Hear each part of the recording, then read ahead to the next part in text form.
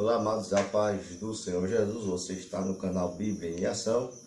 Hoje nós iremos estar falando e vamos estar estudando sobre a nossa sétima lição da nossa lição, Tabernáculo, símbolo da obra redentora de Cristo. Nessa lição nós estaremos estudando sobre o lugar santo e vamos estar aprendendo sobre algumas coisas desse local. Nessa lição nós falaremos sobre a parte interior do tabernáculo ou da tenda, chamada lugar santo. Pontuaremos alguns detalhes dos utensílios pertencentes a este lugar e finalizaremos e destacaremos cada móvel que está nesse lugar chamado santo, que é onde a nossa lição ela está destacando. Nosso textuário se encontra no livro do Hebreus, capítulo de número 9, versículo de número 2, que vai nos dizer assim: porque um tabernáculo estava preparado, o primeiro em que havia o candelabro e a mesa e os pães da proposição, e o que se chama o santuário. A nossa verdade prática vai dizer assim: através de uma morte, ou através de sua morte expiatória, Jesus nos garantiu o livre acesso ao Santíssimo Deus. Então, nós vamos estar estudando e destacando algumas coisas sobre este lugar, que é exatamente o lugar onde os sacerdotes eles exerciam a função, exerciam a sua função de sacerdotal naquele local. Vamos estar falando particularmente desse lugar, o santo lugar, porque a próxima lição vai falar sobre o Santo dos Santos, então nós não iremos nos apegar muito ao Santo dos Santos, vamos falar só no lugar santo, onde era restrito para os sacerdotes. Algumas informações seria de bom grado trazer aqui, e que claro que irá nos auxiliar e nos ajudar bastante em nossa aula, e que vai ajudar bastante o aluno, ou você aluno que está me ouvindo, a aprender bastante. Claro que temos alguns auxílios aqui, temos o livro do nosso amado pastor Elianai Cabral, que ajuda bastante. Temos também uma lição do terceiro trimestre, e que uma do que nós aprendemos sobre terceiro trimestre de 2018, que é adoração, santidade e serviço. Essa lição também ela vai e pode ajudar bastante a gente a entender um pouco sobre esses utensílios do tabernáculo, algumas coisas que é o princípio de Deus para a sua igreja em Levítico. E nessa lição nós já aprendemos, já estudamos, começando da lição de número 12, onde vai falar a lâmpada arderá continuamente, que ela vai estar falando sobre o candelabro, que é o que exatamente nós iremos estar aprendendo hoje. Na lição de número 12 vai falar os pães da proposição, que é o que também nós iremos estar aprendendo hoje. E na lição de número 13 vai falar as orações dos santos no altar de ouro. Então essa lição também ela ajuda bastante a gente entender a lição de hoje, que é o lugar santo, que vamos estar falando desses três elementos, que é o candelabro, o altar do incenso e a mesa dos pães. Então quem tem essa lição antiga é bom ler, é bom meditar um pouquinho nela, que ela também vai estar falando sobre algumas coisas e trazendo algumas informações para nós também, além de outros auxílios que irá estar nos ajudando bastante. Algumas informações sobre este lugar, o lugar santo. Todo o tabernáculo, junto com os seus utensílios, eram sagrados. No entanto, no tabernáculo, propriamente dito, havia um lugar chamado lugar santo, conforme nós vemos em Hebreus, no capítulo de número 26 e o versículo de número 33, que vai nos dizer assim: pendurarás o véu debaixo dos colchetes e meterás a arca do testemunho ali dentro do véu. E este véu vos fará separação entre o santuário e o lugar santíssimo. Então, faz distinção entre o primeiro véu e o segundo véu, da onde nós vemos que é a primeira parte, que é o lugar chamado lugar santo, e o lugar santíssimo.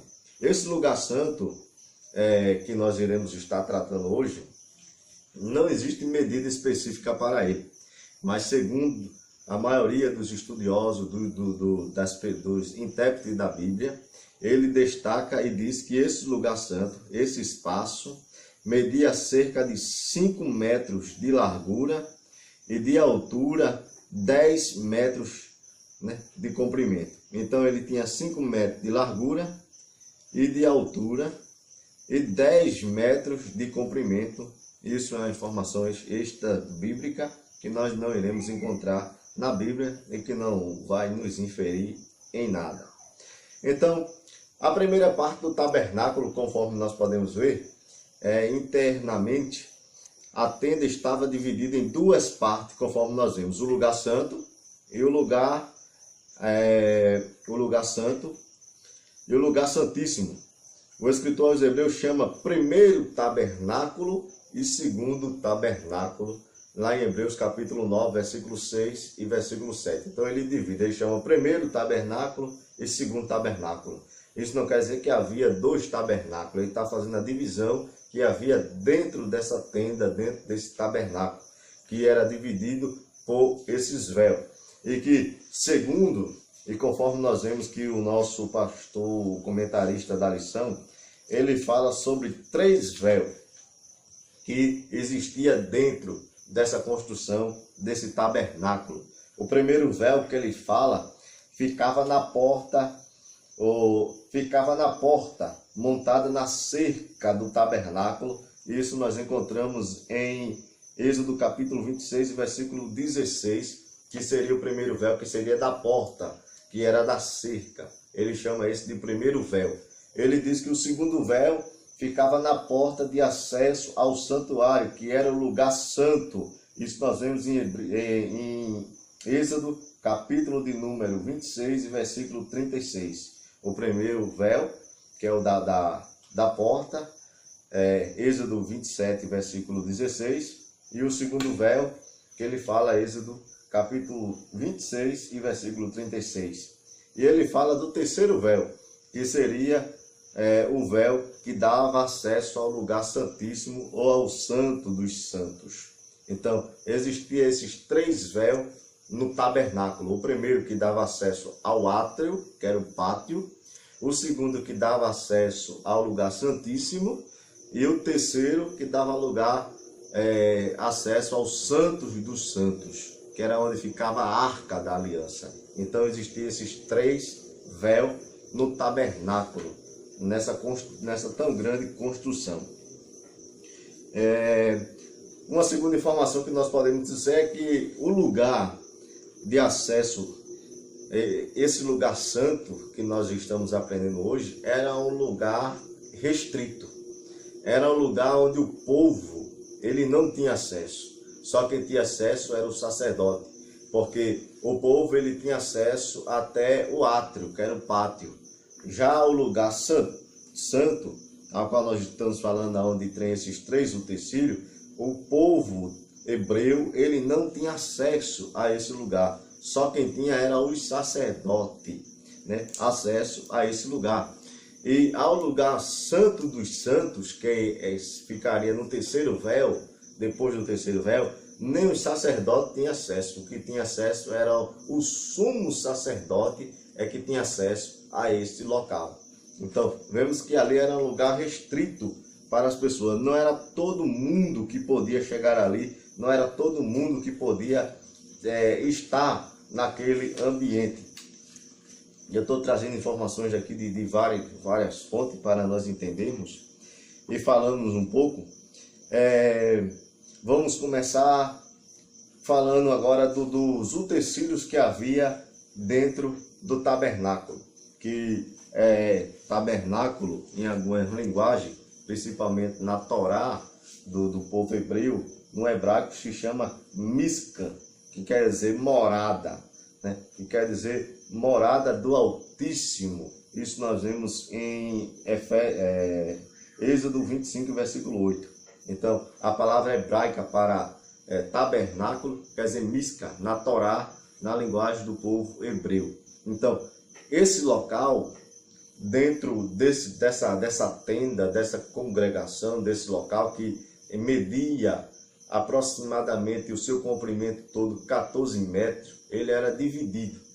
E nessa primeira divisão, como dentro dele havia duas divisões, na primeira divisão havia 3 utensílios que estavam ali naquele local. A conhecer, quando você entrasse dentro dele, teria ao lado a mesa dos pães da proposição, da onde ficavam os pães, né, que eram trocados todos os sábados. Do outro lado ficava o candelabro, né, ficava o candelabro, ou chamada de menorá, né, em algumas linguagens. No templo de Jerusalém nós vamos encontrar algumas referências que é chamada de menorá, né, ou candeeiro, ou lâmpada, ou castiçais em algumas linguagens. Então você vai encontrar a menorá ou candelabro, né, que esse candelabro ele era uma haste feita e tinha 7 lâmpadas, tinha uma central e 6 ao seu redor, e que nós vemos o significado dela mais na frente. Nós vemos que Deus também, ou Jesus, ao falar para João, ele cita essas 7 castiçais, chamando as 7 igrejas da Ásia, apontando os 7 castiçais para as 7 igrejas da Ásia e tudo mais.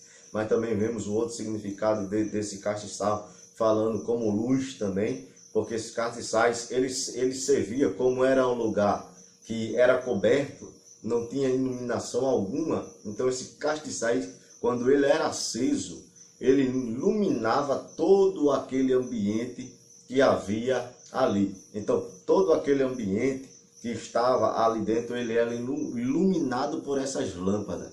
E o sacerdote, ele teria que entrar lá pela manhã para acender, né, essas lâmpadas, e que ela era acesa, tinha dentro dela tipo como se fosse um algodão que havia dentro dela, e que esse negócio ele era molhado, ensopado com azeite, né, e que esse azeite nós vemos que foi trazido também como uma oferta voluntária que o povo doou para o tabernáculo, quando Deus ele pediu, né? E quando esse azeite acabava, claro que eles extraíam da oliveira esse azeite, e era batido, um azeite batido, e era colocado lá, e quando pegava fogo, colocava o fogo lá, ele acendia todas as 7 lâmpadas, iluminava aquele ambiente a qual estava escuro. Então o lugar que estava escuro agora ficaria claro, né? Trazia luz,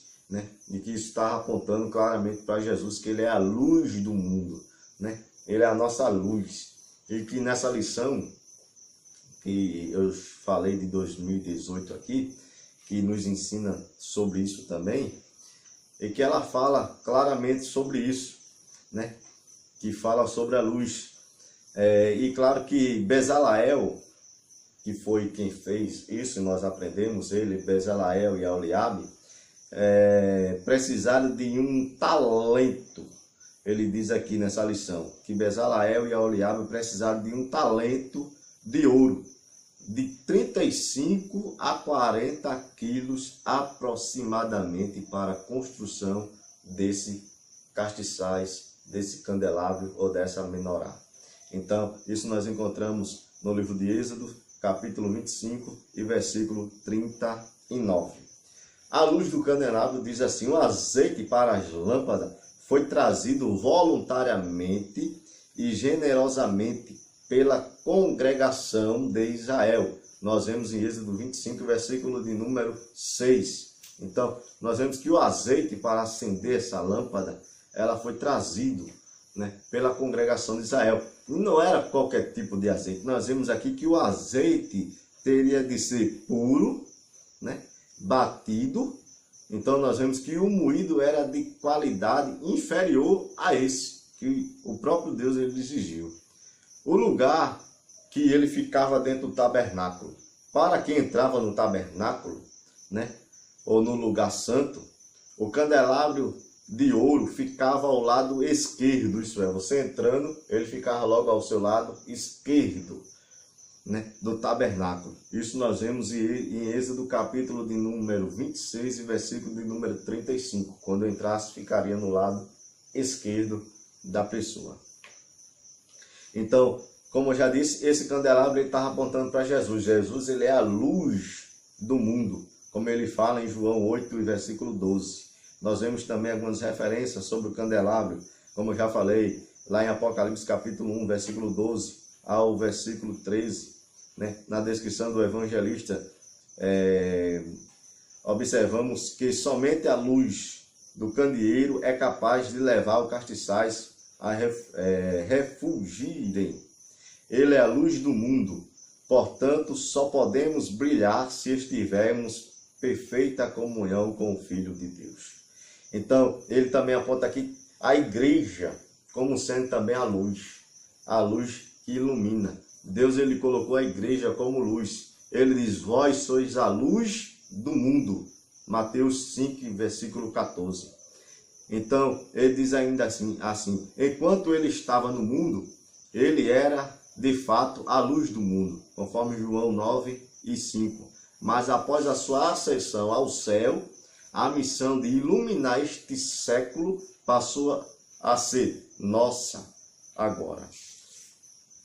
E ele fala aqui também, além da igreja ser luz do mundo, ele aponta Jesus como luz do mundo, a igreja como luz do mundo, e agora ele está falando o crente como a luz do mundo.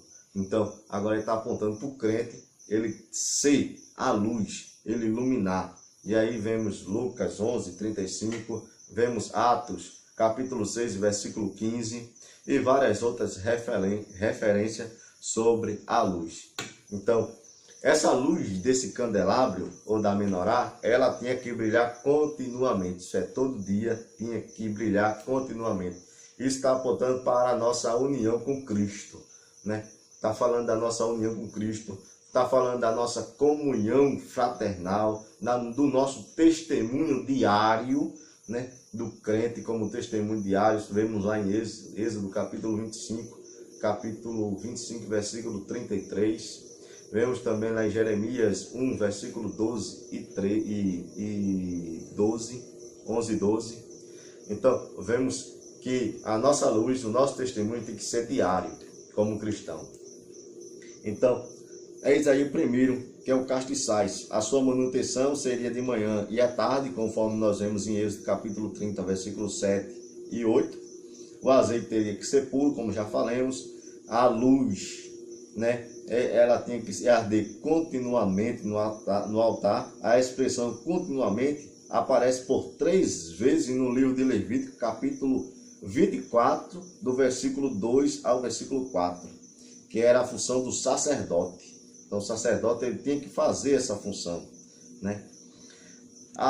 O segundo que nós encontramos, que vai falar, é sobre a mesa. A mesa dos pães da proposição, né? E que aí nós temos algumas informações sobre a mesa. A mesa dos pães da proposição era feita de madeira de acácia ou de cetim. Tinha 2 côvados de comprimento, que seria 100 centímetros ou 1 metro. Um côvado de largura, 50 centímetros. E um côvado e meio de altura, isso é, 75 centímetros. Então, ela era revestida ao redor com ouro puro e uma moldura de ouro em volta. Nós vemos essa referência em Êxodo 37, versículo 10 ao versículo de número 12. Então, havia pratos que serviam para colocar os pães, havia taças, que eram copos, que era colocado ali para armazenar e despejar o vinho, que era um vinho sem álcool, né? Não tinha álcool. Havia as galhetas, que seriam as tigelas, como nós já bem vimos, e outros demais. Então, sobre o pão da proposição, nós vemos que a mesa do pão, já falamos aqui no seu tamanho, a madeira era de acácia por ser medicinal, evitava fungos, parasitas e poderiam contaminar os pães sagrados. Então essa mesa ela tinha que ser dessa madeira, porque essa madeira ela servia como medicinal, não iria dar fungo nessa madeira, né? Não poderia dar parasitas para não contaminar esse pão, para o pão não ser contaminado. Os pães da proposição eram preparados todos os sábados pelos coatitas. Isso nós vemos lá em 1 Crônicas, no capítulo de número 9 e versículo de número 32, que os coatitas eles estavam encarregados de fazer esses pães, né? Então todos os sábados eles faziam esses pães, levavam para o templo e era trocado. E os sacerdotes comiam desses pães que eram trocados no dia de sábado. Então, em sua composição usava-se a flor de farinha de trigo, Levítico capítulo 24 e 5, ou seja, a parte mais fina e nobre deste produto. Depois de cozido, eram postos em 2 fileiras sobre a mesa, sendo estreitamente estremeados por incenso. 12 pães, um para cada tribo de Israel. Agora, qual a simbologia desses pães? Nós vemos aqui que 12 pães estavam simbolizando as 12 tribos de Israel. Os pães da proposição simbolizavam a presença, sempre providência de Deus no meio do seu povo. Desta forma, os israelitas deveriam saber que o homem não vive só de pão, mas de toda a palavra que sai da boca de Deus. Mateus capítulo de número 4, versículo 4. E o próprio Jesus, ele disse: eu sou o pão da vida, né? Eu sou o pão da vida. Quanto ao pão, está acompanhado de incenso, significa isto que a presença do Senhor sempre vem acompanhada pelas orações dos santos. Então, quando estamos falando de pão, ou dessa mesa do pão da proposição, estamos falando de Deus, estamos falando da comunhão do crente com Deus. Então, a palavra de Deus, ele é o pão da vida, como já falamos aqui, né? Então, Deus, ele é o pão que nos alimenta, a palavra de Deus. E todos nós devemos nos alimentar da palavra de Deus diariamente. Devemos nos alimentar da sua palavra. E o terceiro elemento que aparece aqui seria o altar do incenso, né? O altar do incenso, como já falamos antes, primeiro falamos do castiçais, ou menorá, ou candelabro, seja lá como esteja escrita na sua versão. Depois falamos da mesa do pães da proposição, que eram trocados todos os sábados. Os coatitas estavam sobre essa responsabilidade de fazer isso. E agora vamos falar do altar do incenso, que ele ficaria mais ou menos na frente do terceiro véu, que dava acesso aos santos dos santos, onde estava a arca. Como você pode ver, não falei sobre o santo dos santos muito, não foquei, porque a próxima lição vai estar falando sobre o santo dos santos. Então, esse altar do incenso, que seria o terceiro elemento, é feito de madeira de acácia. O altar do incenso era revestido de ouro, sendo estas as suas medidas: 1 côvado de comprimento, de largura e 2 de altura. Nós vemos a referência em Êxodo 30. A composição do incenso. O incenso destinado ao altar de ouro não podia ser usado indistintamente, era uso exclusivo do Senhor, conforme nós vemos em Êxodo 30, versículo 38. Esta era a sua composição. Então, o azeite, ou o que era usado, extraído para queimar o incenso ali era feito de estaroque, ônica e galbano. Isso nós vemos que essas era a composição para compor esse incenso, para fazer o perfume para esse incenso. Isso nós encontramos em Êxodo 30, versículo 34 a 36. A receita do perfume não era constituída nenhum segredo. Todavia, se alguém o reproduzisse para uso profano, seria punido severamente. Então, não era restrita, todo mundo sabia a receita. Mas se eu tivesse a ousadia de fazer, essa pessoa ela era punida severamente, porque essa receita era exclusivamente do Senhor, né? Era uma mistura dessa receita que nós vemos aí, estoroque, ônica e galbano, que era feita essa mistura e saía esse perfume. Agora, a cerimônia, o incenso só podia ser queimado com as brasas do altar de bronze. Isso nós vemos lá em Levítico capítulo 16, versículo 12. Isso é, eles teriam que, quando fizessem um sacrifício, trazer a brasa do altar, que é o primeiro altar do holocausto, trazida para esse altar do incenso, e ele acenderia esse altar e queimaria o incenso ali. E da onde nós vimos uma lição, da onde os jovens ofereceram fogo estranho, provavelmente aquele fogo estranho seria de fora do tabernáculo. Isso é, eles trouxeram o fogo lá de fora, que não podia, era um fogo estranho. E o fogo que deveria ser usado ali era do altar, do primeiro altar que ficava depois da porta, que era o primeiro objeto que havia dentro do tabernáculo, ou no pátio, ou no átrio ali. Então, tinha que ser daquela brasa. E eles trouxeram de fora para dentro, e isso não podia. Por isso que eles foram punidos por causa dessa prática. Então, é uma lição bastante fácil, bastante prática. Espero que você tenha aprendido, né? Então, temos aí algumas fontes que podem nos ajudar, né? E temos a palavra de Deus, leia o texto, releia, que nós iremos estar, com certeza, aprendendo uma lição bastante poderosa da palavra de Deus. Amém? Que Deus assim nos abençoe, que Deus assim nos ajude, e eu espero que nós possamos ter uma aula abençoada em nome de Jesus.